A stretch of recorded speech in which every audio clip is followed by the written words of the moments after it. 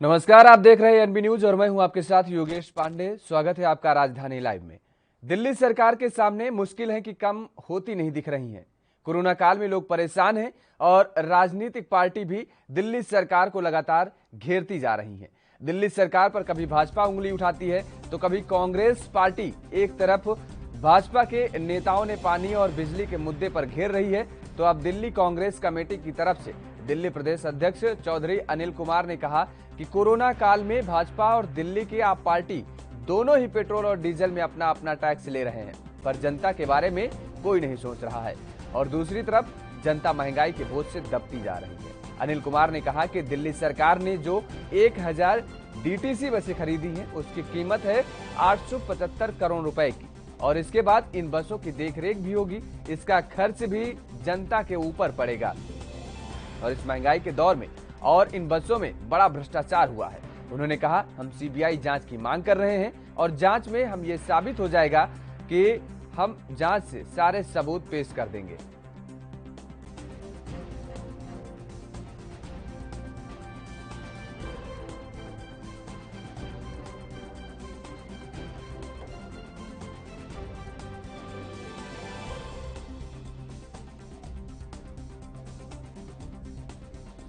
तो दिल्ली सरकार पर कांग्रेस का ये बड़ा हमला, डीटीसी बसों की खरीद को लेकर के ये बात कही गई है। दिल्ली का जो ट्रांसपोर्ट सिस्टम है पूरी तरह से ध्वस्त। मैं कहना चाहता हूं कि अरविंद ने जहां डीटीसी को खड़ा करने की बात कही थी, दुरुस्त करने की बात कही थी, वहीं पर मैं दुख के साथ कहता हूं कि दिल्ली की डीटीसी को अरविंद ने बर्बाद कर दिया। हाँ, डीटीसी की आड़ में भ्रष्टाचार का खेल जरूर खेला जा रहा है। साथियों, पिछले कुछ दिनों से लगातार एक खबर सुर्खियों में कि डीटीसी के अंदर बसों की जो परचेज है, खरीद फरोख्त जो है, उसमें भ्रष्टाचार सामने उभर करके आया है, जिसको लेकर के कुछ घड़ियाली आंसू बीजेपी के नेता भी बहा रहे हैं। हालांकि उनकी मंशा पे भी काफी प्रश्न खड़े होते हैं। भाजपा का खेल अरविंद के खेल से अलग नहीं।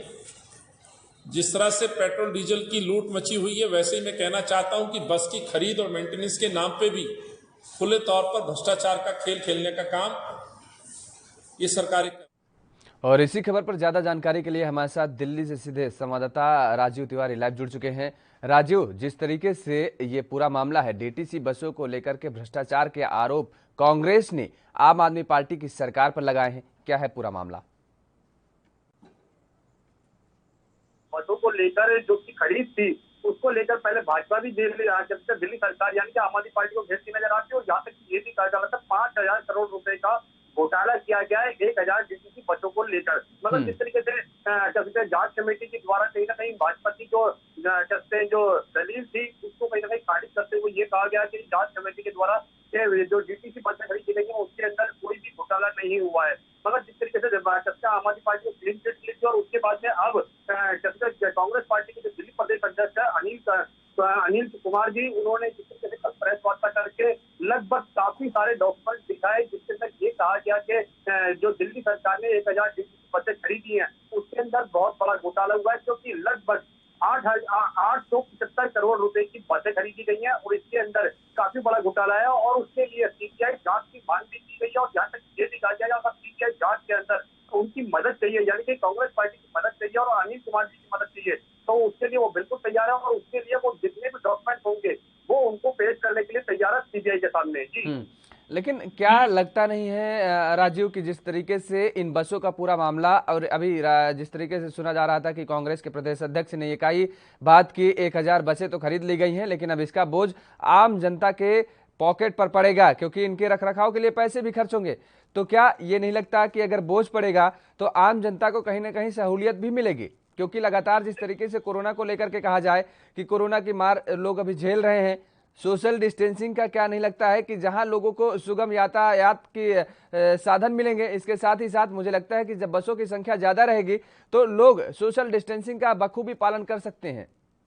देखिए बिल्कुल सही कहा आपने। यहाँ पर बात करें बसों के अंदर तो सोशल डिस्टेंसिंग होनी चाहिए, यानी कि एक सीट छोड़कर एक व्यक्ति को बैठने दिया जा रहा है, तो वो कहीं ना कहीं बसें अगर आएंगी इस तरीके की और 1000 बसें आती है तो कहीं ना कहीं जनता को भी फायदा होगा और कोरोना काल के अंदर उसकी सुविधाएं भी मिल पाएंगी। मगर कहीं ना कहीं जो बोझ है, यानी कि आर्थिक बोझ जो है वो जनता को पड़ेगा, क्योंकि कोरोना काल के अंदर जिस तरीके से महंगाई हो रही है उससे कहीं ना कहीं जनता की वजह ही पहले कमर चुकी हुई है। ऊपर से जो बसों को खरीदा गया है उसका बोझ पड़ेगा, दूसरा उसका मेंटेनेंस का जो खर्चा होगा, बसों का उसका रख रखाव का जो खर्चा होगा वो जनता के ऊपर पड़ेगा। और इसी को लेकर कुमार जी ने कहा कि बसों का जो मेंटेनेंस का खर्चा होगा वो जनता के ऊपर पड़ेगा और महंगाई की मार पहले ही पड़ रही है और पेट्रोल डीजल के जो दाम बढ़े हुए हैं उससे कहीं ना कहीं और ज्यादा कमर टूटेगी जनता की। मगर जिस तरीके से इसके अंदर घोटाला कहा जा रहा है कि बसों को लेकर काफी बड़ा घोटाला किया गया और दिल्ली सरकार सिर्फ जनता को गुमराह कर रही है और कहीं ना कहीं इसके लिए जो सीबीआई जांच की मांग की जा रही है उसके लिए कहीं ना कहीं कांग्रेस पार्टी के जो अनिल कुमार जी है वो लगातार कहीं ना कहीं यही मांग कर रहे हैं सीबीआई जांच हो और उसके अंदर वो जो जितने भी डॉक्यूमेंट वो कल मीडिया के सामने दिखा रहे थे वो कहीं ना कहीं सीबीआई के अंदर पेश करना चाहते हैं। मगर जिस तरीके से कहा गया है कि भाजपा की तरफ से भी और कहीं ना कहीं जांच कमेटी टीम बनाई गई उसके अंदर भी कहा गया था कि जो आम आदमी पार्टी है वो उसको क्लीन चिट दी गई है, मगर अभी तक खुले शब्दों के अंदर जांच कमेटी के द्वारा कोई भी ऐसी क्लीन चिट नहीं दी गई है और कहीं ना कहीं हर तरीके से यही कहा जा रहा है आम आदमी पार्टी की तरफ से उनको क्लीन चिट मिल चुकी है। मगर जिस तरीके से अनिल कुमार जी ने कहा सीबीआई जांच होनी चाहिए उससे साफ जाहिर होता है कि कहीं ना कहीं घोटाला जरूर होता हुआ नजर आ रहा है इसके अंदर। राजीव, जिस तरह से अगर भारतीय जनता पार्टी का जिक्र करें, भारतीय जनता पार्टी भी इस मुद्दे को लेकर के कहीं ना कहीं अरविंद केजरीवाल सरकार को कटघरे में खड़ी करने की कोशिश कर रही है। अगर कांग्रेस सीबीआई जांच की मांग कर रही है, भारतीय जनता पार्टी भी ये कह रही है कि डीटीसी बसों में घोटाला हुआ है, भ्रष्टाचार हुआ है, तो केंद्र में भारतीय जनता पार्टी की सरकार है, जांच क्यों नहीं हो रही? केवल घड़ियाली आंसू बहाने से काम कैसे चलेगा? देखिए बिल्कुल सही कहा आपने। यहाँ पर भाजपा भी लगातार कहीं ना कहीं पानी के मुद्दे को लेकर, या बिजली के मुद्दे को लेकर और कहीं ना कहीं डीटीसी मुद्दे को लेकर तो कहीं ना कहीं आम आदमी पार्टी को घेरने की कोशिश की गई थी और बड़े तौर पर घोटाले के लिए कहीं ना कहीं मांग भी की गई थी। मगर जिस तरीके से अब केंद्र के अंदर भाजपा की सरकार है तो कहीं ना कहीं उसकी जांच भी होनी चाहिए, चाहे बेशक वो सीबीआई के द्वारा हो या फिर किसी और संस्था के द्वारा हो, मगर जांच जरूर होनी चाहिए। मगर जिस तरीके से अब अनिल कुमार जी कह रहे हैं कि वो जांच के लिए तैयार है और डॉक्यूमेंट पेश करना भी चाहते हैं सीबीआई के द्वारा, तो कहीं ना कहीं हर तरीके से यही कोशिश की जा रही है कि आम आदमी पार्टी को घेरा जाए, क्योंकि जिस तरीके से दिल्ली के अंदर आम आदमी पार्टी है और निगम के अंदर आम आदमी पार्टी आती है तो कहीं ना कहीं मुश्किलें जरूर खड़ी होगी। और इसी को लेकर लगातार कहीं ना कहीं आम आदमी पार्टी के ऊपर आरोप लगाए जा रहे हैं और लगातार यही कहा जा रहा है कि आम आदमी पार्टी जो है भ्रष्टाचार की सरकार है और जनता को सिर्फ गुमराह करने की कोशिश कर रही है। मगर जिस तरीके से डीटीसी बसों को लेकर जांच की मांग की जा रही है, बिल्कुल जांच होनी चाहिए और कहीं ना कहीं उसका दूध का दूध और पानी का पानी होना चाहिए ताकि जनता तक मैसेज पहुंच सके। अगर आम आदमी पार्टी की दोषी है तो उसको सजा मिलनी चाहिए, अगर दोषी नहीं है तो उसको कहीं ना कहीं क्लीन चिट मिलनी चाहिए। जी बिल्कुल, चलिए, बहुत बहुत शुक्रिया तमाम सारी जानकारी देने के लिए। राजीव हमारे साथ जुड़े हुए थे, दिल्ली से संवाददाता हैं। तो लगातार डीटीसी बसों की खरीद पर अब आम आदमी पार्टी की सरकार को भारतीय जनता पार्टी और कांग्रेस दोनों घेरने का काम कर रही है। वहीं रुख करेंगे अब अगली खबर का। महाराष्ट्र से अगली खबर है, जहां महाविकास अघाड़ी की सरकार है, लेकिन इसके बीच शुरू से ही नाराजगी और खटास की बातें कही जा रही हैं। भले ही तीनों पार्टी के जिम्मेदार लोग मीडिया के सामने अपनी नाराजगी नहीं व्यक्त करते, लेकिन पार्टी कार्यकर्ताओं के बीच नाराजगी साफ तौर पर झलकती है और सुनाई भी देती है। लोनावाला में कांग्रेस कार्यकर्ताओं के संबोधन करते हुए एक महाराष्ट्र प्रदेश अध्यक्ष नाना पटोले ने सनसनीखेज बयान दिया है। पटोले ने कहा कि मुझे निगरानी में रखा जा रहा है और उन्होंने कहा कि मेरे पीछे लगातार अभद्र भाषा का इस्तेमाल, मेरे पैरों के नीचे से रेत खिसक गई है। पटोले ने कहा कि सोनिया गांधी जी ने कहा है कि महाराष्ट्र में कांग्रेस की भूमिका है, हम वहां सत्ता लाना चाहते हैं। मैं उन्हें आश्वस्त करने के लिए लोनावाला में पार्टी कार्यकर्ताओं के हौसले को बढ़ाने आया हूं, लेकिन जिस तरीके से मुझे निगरानी में रखा जा रहा है यह मेरे लिए असहनीय है। अब कांग्रेस नेता के बयान के बाद सहयोगियों के बयान क्या होंगे यह तो कह पाना बड़ा मुश्किल है, लेकिन नाना पटोले के बयान के बाद यह जरूर माना जा रहा है कि महाविकास अघाड़ी सरकार में सब कुछ ठीक नहीं चल रहा है। अब ऐसे में तीन पहिए की सरकार कब तक और कैसे चलेगी यह कह पाना भी मुश्किल है।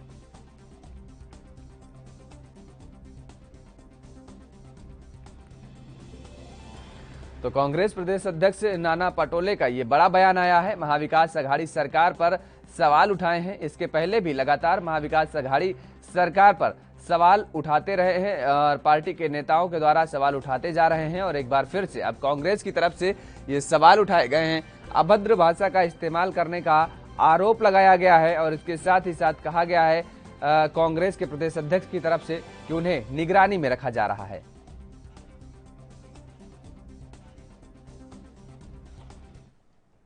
और इसी खबर पर ज्यादा जानकारी के लिए हमारे साथ मुंबई से संवाददाता मुरारी सिंह लाइव जुड़ चुके हैं। मुरारी सिंह, जिस तरीके से अब ये कांग्रेस की तरफ से महाविकास अघाड़ी सरकार पर एक बार फिर से सवाल खड़ा किया गया है, कांग्रेस के प्रदेश अध्यक्ष ने कहा कि हमें निगरानी में रखा जा रहा है, और क्या है पूरा मामला? जी योगेंद्र, बिल्कुल सही कहना है। आपको बता दें कि मुंबई से लोनावाले में एक कांग्रेस कार्यकर्ता कार्यक्रम था। उस दरमियान जो है महाराष्ट्र प्रदेश अध्यक्ष नाना पटोले जब अपना बयान दे रहे थे और जब अपने कार्यकर्ताओं को संबोधित कर रहे थे, उस दरमियान उन्होंने जो बातें कही हैं उसे लेकर राजनीतिक सियासत पहलू पूरी तरह से गर्म हो चुका है। साफ तौर पर उन्होंने कहा है कि मुझ पर निगरानी रखी जा रही है। सोनिया गांधी जी के महाराष्ट्र में सत्ता लाने के लिए जो हम वचनबद्ध हैं, उसके लिए मैं लगातार काम कर रहा हूं, आगे भी करता रहूंगा। लेकिन जिस तरीके से अभद्र भाषा, दुर्व्यवहार और जिस तरह मुझे निगरानी में रखा जा रहा है, ये ठीक नहीं है, ये असहनीय है। तो महाविकास अघाड़ी सरकार में एनसीपी सहित शिवसेना इस बयान पर क्या पक्ष रखती है? योगेंद्र, मुरारी, क्या लगता है कि जिस तरीके से नाना पटोले ने ये बयान दिया कि हमें निगरानी में रखा जा रहा है, उन्होंने किसी बात का हवाला दिया कि किन बातों से उनको लगा कि उनको सरकार उन पर नजर रखी हुई है, और क्या वजह रही है कि उनको ऐसा बयान देना पड़ा? देखिए योगेंद्र, अभी तक आधिकारिक तौर पर दूसरा स्टेटमेंट उनका नहीं आया है और अभी वो मीडिया से जब मुलाकात होगी आज तो जरूर जो है कि पूछा जाएगा कि आखिर क्या वजह थी इसके पीछे की कि आपको इस तरीके का बयान रखना पड़ा। क्योंकि कांग्रेस प्रदेश अध्यक्ष हैं, विधानसभा में भी एक अच्छा अहम भूमिका निभा चुके हैं और महाविकास अघाड़ी सरकार बनाने में एनसीपी प्रमुख शरद पवार, शिवसेना पक्ष प्रमुख मौजूदा मुख्यमंत्री उद्धव ठाकरे के साथ में कई ऐसी रणनीति भी तैयार किए। लेकिन अब इस तरीके के जो बयान आ रहे हैं, ऐसे में कई सवाल खड़े हो रहे हैं। देखना ही होगा कि बयान पर क्या कुछ सफाई या फिर नाना पटोले जी की तरफ से क्या कुछ पक्ष रखा जाता है। जी मुरारी, ये पहला मौका नहीं है जब महाविकास अघाड़ी सरकार पर सवाल खड़े हों। समय समय पर इसके पहले भी लगातार महाविकास अघाड़ी सरकार पर सवाल खड़े होते रहे हैं और खुद जिन पार्टियों के द्वारा ये सरकार बनी हुई है, टिकी हुई है, उन पार्टियों के नेताओं के द्वारा ही कहीं ना कहीं प्रश्नवाचक चिन्ह लगाया गया है सरकार पर। अब जिस तरीके से एक बार फिर से सवाल खड़े हुए हैं, तो क्या लगता है, और समय समय पर देखा गया है ये भी कि कहीं ना कहीं जिस तरीके से संजय राउत के द्वारा भारतीय जनता पार्टी के लिए एक पोलाइट जो रुख अपनाया गया है, उसको लेकर के भी तमाम सारे सवाल अटकलें लगाई जाने लगे थे खबरों को लेकर के। तो क्या अब किसी तरीके का कोई बयान सरकार की तरफ से अब तक आया? योगेंद्र, देखिए, सरकार की तरफ से अभी तक कोई बयान नहीं आया है। लेकिन जब से महाराष्ट्र में महाविकास अघाड़ी सरकार बनी है तब से आपसी खटास, आपसी मतभेद देखा गया है। लेकिन कोई भी पार्टी के लोग, जिम्मेदार लोग इसे मानने को तैयार नहीं है। हर 2-4 महीने में इस तरीके की वाकया देखने और सुनने के लिए मिलती है। अब ऐसे में महाविकास अघाड़ी सरकार इस बयान को, जो नाना पटोले का बयान लोनावाले में कांग्रेस कार्यकर्ताओं को संबोधित करते हुए आया है, इस पर क्या सफाई देती है? क्योंकि आपसी कलह समय समय पर देखा गया है, चाहे एनसीपी हो, चाहे कांग्रेस हो, चाहे शिवसेना हो, चाहे शिवसेना के विधायक प्रताप सरनाईक ने जिस तरीके से पत्र लिखा था मुख्यमंत्री को कि कांग्रेस और एनसीपी उन्हें खोखला बना रही है। तो इन तमाम चीजों पर अगर नजर डाले तो महाविकास अघाड़ी सरकार भले ही चल रही है, लेकिन इनमें कुछ खास ठीक ठाक नहीं चल रहा है। बिल्कुल मुरारी, लेकिन जिस तरीके से ये बयान आया है प्रदेश अध्यक्ष कांग्रेस के नाना पटोले, और उसके बाद उन्होंने ये बयान दिया है कि उन पर नजर रखी जा रही है और अभद्र भाषा का इस्तेमाल करने का भी बड़ा आरोप लगाया है। तो जिस तरीके से जनता के संबोधन के दौरान, अपने कार्यकर्ताओं के संबोधन के दौरान उन्होंने ये बात कही है, तो अब जाहिर है कि कार्यकर्ताओं में, जो कांग्रेस के कार्यकर्ता हैं, उनमें रोष होगा। और क्या लगता है कि सरकार में जिस तरीके से लगातार सरकार को लेकर के समय समय पर सवाल खड़े होते रहे हैं, उसको लेकर के अब देखने वाली बात, सबसे बड़ी बात यह होगी कि आखिर महाविकास अघाड़ी सरकार की तरफ से रिएक्शन क्या आता है। रुख करेंगे अगली खबर का। मध्य प्रदेश के गृह मंत्री ने कांग्रेस नेता दिग्विजय सिंह पर जमकर हमला बोला। प्रदेश के गृह मंत्री ने कहा कि कांग्रेस की स्थिति का अंदाजा इससे ही लगाया जा सकता है कि 75 साल के उम्रदराज नेता सड़कों पर हैं। लेकिन खबर में आगे बढ़ेंगे, फिलहाल वक्त तो चला एक छोटे से ब्रेक का।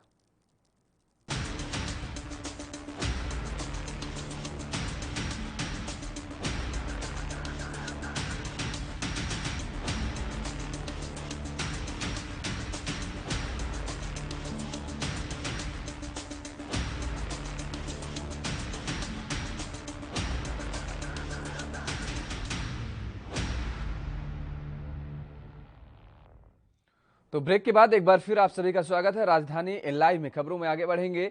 मध्य प्रदेश के गृह मंत्री ने कांग्रेस नेता दिग्विजय सिंह पर जमकर हमला बोला। प्रदेश के गृह मंत्री ने कहा कि कांग्रेस की स्थिति का अंदाजा इससे ही लगाया जा सकता है कि 75 साल के उम्रदराज नेता सड़कों पर हैं और ऐसा लगता है कि एमपी कांग्रेस में युवा नेताओं का टोटा हो गया है।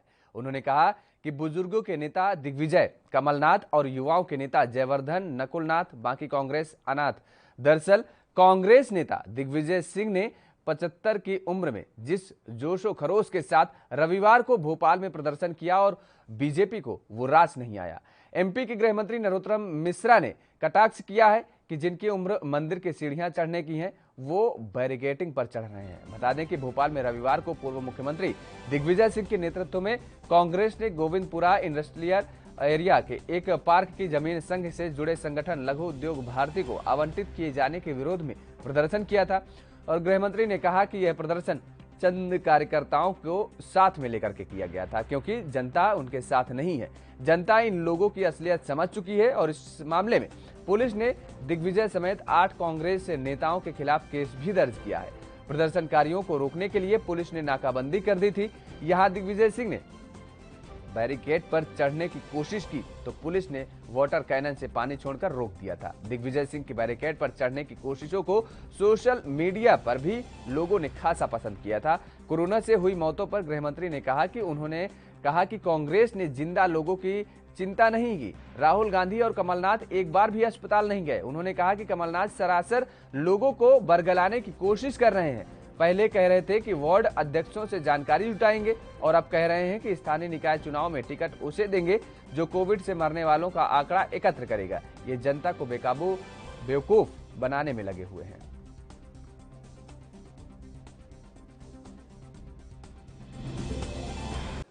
मतलब अब मध्य प्रदेश कांग्रेस में जवानों का टोटा हो गया है।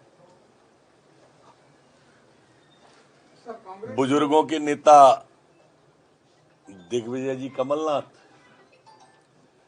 युवाओं के नेता जयवर्धन और नकुलनाथ, बाकी कांग्रेस अनाथ। कमलनाथ जी कह रहे हैं कि इंसान का विवेक हो जाता है।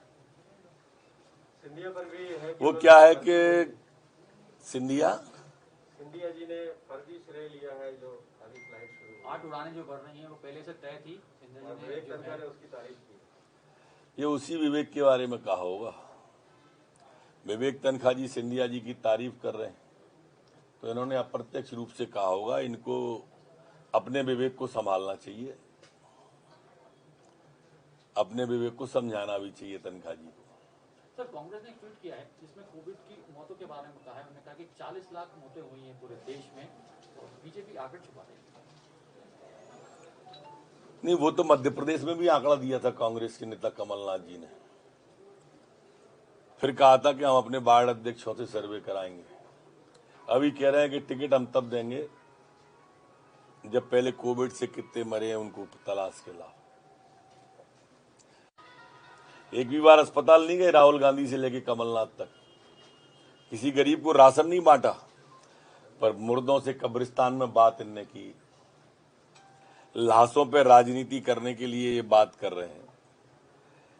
मानसिकता ऐसी है, सेवा की मानसिकता है ही नहीं, लाशों पर राजनीति करने की मानसिकता। और इसी खबर पर ज्यादा जानकारी के लिए हमारे साथ इंदौर से संवाददाता गणेश तिवारी सीधे लाइव जुड़ चुके हैं। गणेश, जिस तरीके से ये मामला अब गर्माता चला जा रहा है लगातार, और अभी आपने भी सुना कि किस तरीके से ये गृहमंत्री के द्वारा सवाल उठाए गए और कहा गया कि जो समय इस समय मंदिर की सीढ़ियां चढ़ने का है, इस समय प्रदर्शन कर रहे हैं। दरअसल ये पूरा मामला है क्या?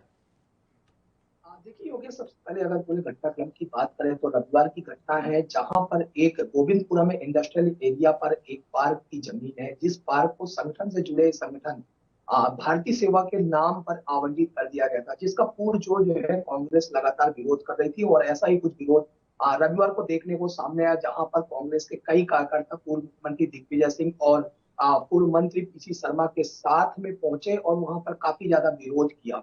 हालांकि उस विरोध में देखने में ये भी आया कि डीआईजी इरशाद अली से उनकी नोकझोंक भी हुई, काफी ज्यादा बहस भी हुई, जिसका एक वीडियो काफी ज्यादा वायरल हुआ था। वायरल होने के बाद हालांकि उसमें पूर्व मुख्यमंत्री दिग्विजय सिंह जो बैरिकेड्स पुलिसिंग द्वारा लगाए गए थे रोकने के लिए, इन कार्यकर्ताओं को रोकने के लिए, इस विरोध को रोकने के लिए, प्रदर्शन को रोकने के लिए लगाया गया था, उसे रोकने के लिए जो बैरिकेड्स लगाया था, दिग्विजय सिंह जोर शोर से उस पर भी चढ़ते हुए नजर आए। और इस बार की जमीन को, जो संगठन से जुड़े हुए दल को जो इस जमीन को आवंटित किया गया, उसका काफी ज्यादा विरोध किया था, जिसके बाद उनका काफी ज्यादा हालांकि वीडियो वायरल हुआ था और लोगों ने भी हालांकि उनके इस विरोध को पसंद किया था। लेकिन अब इस बयान के बाद और इस विरोध के बाद जिस कदर दिग्विजय सिंह पूरे जोर शोर से नजर आए और बैरिकेडिंग चढ़ते हुए नजर आए, अब इस पर कहीं ना कहीं एक तरह से भाजपा टूट पकड़ती हुई नजर आ रही है। और भाजपा की तरफ से लगातार अब पूर्व मुख्यमंत्री दिग्विजय सिंह को लेकर कटाक्ष किया जा रहा है। अब हाल ही में अगर आप बात करें तो कल ही मध्य प्रदेश के गृह मंत्री नरोत्तम मिश्रा ने भी एक बयान दिया है और नरोत्तम मिश्रा ने कांग्रेस के पूर्व मुख्यमंत्री दिग्विजय सिंह पर निशाना साधते हुए कहा है कि जिनकी उम्र मंदिर की सीढ़ियां चढ़ने की होती है, वो आज बैरिकेड्स चढ़ रहे हैं और उनकी उम्र 75 साल हो गई है। ऐसे में उन्होंने साथ ही दिग्विजय सिंह और उनकी पूरी कांग्रेस पर भी जमकर हमला बोला और कांग्रेस पर हमला बोलते हुए उन्होंने कहा कि आज की डेट पर कांग्रेस की सरकार पूरी तरह से कमलनाथ और दिग्विजय सिंह पर सिमट गई है। अगर दिग्विजय सिंह की बात करें तो दिग्विजय सिंह के लड़के जयवर्धन और कमलनाथ के लड़के नकुलनाथ पर सिर्फ कांग्रेस की पार्टी पूरी तरह से इन लोगों पर ही सीमित रह गई है। तमाम सारी बातों को लेकर हालांकि गृह मंत्री नरोत्तम मिश्रा लगातार जो है कांग्रेस पर कटाक्ष करते हुए नजर आए और जमकर उन पर प्रहार भी बोला। खैर अब देखने वाली बात होगी कांग्रेस की तरफ से हालांकि क्या बयान दिया जाता है, लेकिन कांग्रेस का जिस कदर जो प्रदर्शन किया गया था, खैर वो देखने वाला बात थी कि 75 साल की उम्र में भी दिग्विजय सिंह बैरिकेडिंग चढ़ते हुए और जोर शोर से प्रदर्शन करते हुए और जो आवंटित की गई है जमीन, पार्क की जमीन जो आवंटित की, उसका विरोध करते हुए कहीं ना कहीं नजर आए। जी योगेश। गणेश, बिल्कुल जिस तरीके से नरोत्तम मिश्रा ने ये तंज कसा है और कहा है कि बुजुर्गों के नेता दिग्विजय, कमलनाथ और युवाओं के नेता जयवर्धन, नकुलनाथ, बाकी कांग्रेस अनाथ। लेकिन सोचने वाली बात है कि क्या ऐसा लगता है कि भारतीय जनता पार्टी में कहीं ना कहीं बेचैनी हो गई है कि अगर 75 साल का नेता, कांग्रेस का नेता इस तरीके से इतने जोश और खरोश के साथ बैरिकेड पर चढ़ सकता है, प्रदर्शन कर सकता है, तो अगर युवा कांग्रेस जाग गया तो क्या भारतीय जनता पार्टी को कहीं ना कहीं कटघरे में खड़ी करने का पूरा पुरजोर तरीके से जिस तरीके से कांग्रेस कोशिश कर रही है, तो आने वाले समय में क्या मुश्किलें खड़ी हो सकती हैं? क्या ये बेचैनी हो गई है बीजेपी में? देखिए योगी, सबसे बड़ी अगर बात बेचैनी की बात करें तो पूर्व की बात करें तो कई हम यह भी नहीं बोल सकते हैं कि मध्य प्रदेश में कांग्रेस की सरकार बन चुकी थी और ऐसे में अगर सिंधिया खेमे के कई विधायक बीजेपी में सिंधिया के साथ में शामिल नहीं होते तो कहीं ना कहीं आज भी वर्तमान में कांग्रेस की सरकार होती और मध्य प्रदेश के मुख्यमंत्री कमलनाथ ही होते। तो कहीं ना कहीं निश्चित तौर पर भाजपा पर बेचैनी थी जब कांग्रेस की सरकार बनी थी और अगर कांग्रेस की सरकार बनी थी तो कहीं ना कहीं आम जनता ने ही उन्हें वोट दिया था और आम जनता ने ही कमलनाथ की सरकार को चुना था। तो ऐसे में निश्चित तौर पर बीजेपी की अगर बात करें तो कहीं एक तरह से बेचैनी पूरी तरह से नजर आती है और इसीलिए अगर चाहे कांग्रेस किसी तरह के भी प्रदर्शन करती हो, चाहे वो महंगाई को लेकर हो या पेट्रोल डीजल के बढ़ते दामों को लेकर हो या खाद्य पदार्थों के महंगे बढ़ते दामों को लेकर हो, किसी भी तरह के प्रदर्शन लगातार कांग्रेस घेरने का काम कर रही है। चलिए, बहुत बहुत शुक्रिया तमाम सारी जानकारी के लिए। हमारे साथ गणेश जुड़े हुए थे इंदौर से लाइव। तो जिस तरीके से कांग्रेस ने ये प्रदर्शन किया और पूर्व मुख्यमंत्री दिग्विजय सिंह का जो वीडियो सोशल मीडिया पर वायरल हुआ, वो जमकर लोग उसकी सराहना कर रहे हैं। हालांकि अब भारतीय जनता पार्टी इस पर तंज कस रही है और कांग्रेस लगातार ये कह रही है कि अब भारतीय जनता पार्टी की बेचैनी बढ़ती नजर आ रही है। राजधानी लाइव में फिलहाल मेरे साथ इतना ही। बाकी खबरों के लिए आप देखते रहिए ANB न्यूज।